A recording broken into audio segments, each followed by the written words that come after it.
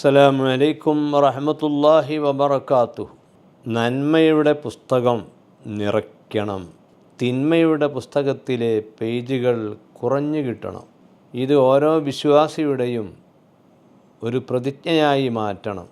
വിശുദ്ധ ഖുർആൻ സൂറത്ത് സ്വാദ് 28-ാമത്തെ വാക്യത്തിൽ പറയുന്നു, അം നജഅലുല്ലദീന ആമനു വഅമിലുസ്സാലിഹാത്തി കൽ മുഫ്സിദീന ഫിൽ അർളി അം നജഅലുൽ മുത്തഖീന കൽ ഫുജ്ജാർ. വിശുദ്ധ ഖുർആൻ നന്മയോടൊപ്പം നിൽക്കുന്ന ഗ്രന്ഥമാണ്. നന്മ പ്രചരിപ്പിക്കുകയും നന്മകൾ വർദ്ധിപ്പിക്കാൻ ആഹ്വാനം നടത്തുകയും ചെയ്യുന്ന വേദഗ്രന്ഥമാണ്. ഖുർആൻ ചോദിക്കുന്നു, സത്യവിശ്വാസവും സൽക്കർമ്മങ്ങളും ഉള്ള ആളുകളെ കുഴപ്പക്കാരെ പോലെ നാം ആക്കുമോ? അങ്ങനെ ആരെങ്കിലും വിചാരിക്കുന്നുണ്ടോ? ധാരാളമായി നന്മ ചെയ്യുന്ന ആളുകളെയും തിന്മയുടെ കയത്തിൽ മുങ്ങി നീന്തുന്ന തമ്മാടികളെയും ഒരുപോലെ അള്ളാഹു പരിഗണിക്കുമോ? ഇല്ല, ഒരിക്കലുമില്ല. നമ്മുടെ അനുഭവങ്ങൾ എന്താണ്? നമ്മുടെ ഒരു തൊഴിലാളി ഏറ്റവും അച്ചടക്കവും കൃത്യനിഷ്ഠയും പുലർത്തുന്നുവെങ്കിൽ അവനോട് നാം കാണിക്കുന്ന സ്നേഹം വയലേഷൻ സ്ഥിരമായി നടത്തുന്ന ഒരു തൊഴിലാളിയോട് നാം കാണിക്കുമോ? അത് രണ്ട് രൂപത്തിലായിരിക്കും നമ്മുടെ പ്രകടനം. ആരാണോ നന്മ പ്രവർത്തിക്കുന്നത്, നല്ല വിശ്വാസം വെച്ച് പുലർത്തുന്നത്, അവർക്ക് നൽകുന്ന സമ്മാനം വളരെ മഹത്വമുള്ളതായിരിക്കും, അവരുടെ അവാർഡ്. അതേ സമയത്ത് തിന്മകൾ ധാരാളമായി ചെയ്യുന്ന ആളുകൾക്ക് ലഭിക്കുന്നത് ശിക്ഷയായിരിക്കും, അല്ലെങ്കിൽ വെറുപ്പായിരിക്കും, അല്ലെങ്കിൽ അവൻ നമ്മിൽ നിന്ന് അകലുന്ന രൂപത്തിലുള്ള പ്രതികരണങ്ങളാണ് നമ്മിൽ നിന്നുണ്ടാവുക.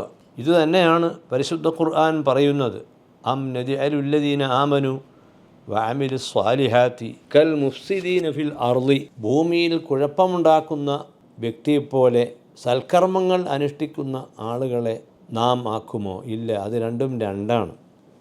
ആ വാക്യത്തിൻ്റെ തന്നെ അടുത്ത വരിയിൽ പറയുന്നു, അം നജഅലുൽ മുത്തഖീന കൽ ഫുജ്ജാർ. തമ്മാടികളെപ്പോലെ ഭക്തന്മാരെ നാം ആക്കുമോ? ഭക്തന്മാർക്ക് വലിയ സമ്മാനങ്ങളും സൗകര്യങ്ങളും അല്ലാഹു ഒരുക്കി വച്ചിട്ടുണ്ട്.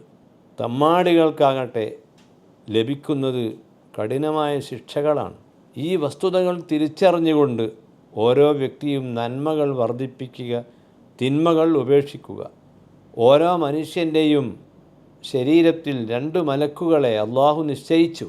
ഒരു മലക്ക് നന്മകൾ രേഖപ്പെടുത്തുന്നു, മറ്റേ മലക്ക് തിന്മകൾ രേഖപ്പെടുത്തുന്നു. നന്മകൾ രേഖപ്പെടുത്തുന്ന മലക്കിന് കൂടുതൽ ജോലി ഉണ്ടാകണമേ, തിന്മകൾ രേഖപ്പെടുത്തുന്ന മലക്കിന് ജോലി ഉണ്ടാകരുതേ എന്ന് ആയിഷ റളിയല്ലാഹു അൻഹ പ്രാർത്ഥിക്കാറുണ്ടായിരുന്നു. തഫ്സീർ ഇബ്നു കസീറിൽ കാണാം, സഹോദരന്മാരെ, സുഹൃത്തുക്കളെ, എന്തൊക്കെ കഷ്ടപ്പാട് നാം അനുഭവിക്കുന്നുണ്ടെങ്കിലും നാം വിശ്വാസവും സൽക്കർമ്മവും ഉള്ളവരാണ് എങ്കിൽ നമുക്ക് പിന്നീട് വലിയ പരിഗണനകൾ അള്ളാഹുവിൽ നിന്ന് ലഭിക്കും. മറിച്ചാണ് എങ്കിൽ ഇവിടെ എന്തെല്ലാം സൗകര്യങ്ങൾ ലഭിക്കുന്നുണ്ടെങ്കിലും അവൻ്റെ അവസാന ഘട്ടത്തിൽ വളരെ മോശമായ അവസ്ഥയാണ് അവനുണ്ടായിത്തീരുക. അള്ളാഹു റബ്ബുൽ ഇസ്സത്ത് ഈ സന്ദർഭത്തിൽ ഇന്നു മുതൽ ഈ ഒരു പ്രതിജ്ഞയിലായി ജീവിക്കാൻ നമുക്ക് സൗഭാഗ്യം നൽകട്ടെ. നന്മയുടെ പേജുകൾ വർദ്ധിപ്പിക്കുക, തിന്മയുടെ പേജുകൾ കുറയാൻ വേണ്ടി ആഗ്രഹിക്കുക. അസ്സലാമു അലൈക്കും വറഹ്മത്തുള്ളാഹി വബറകാതുഹു.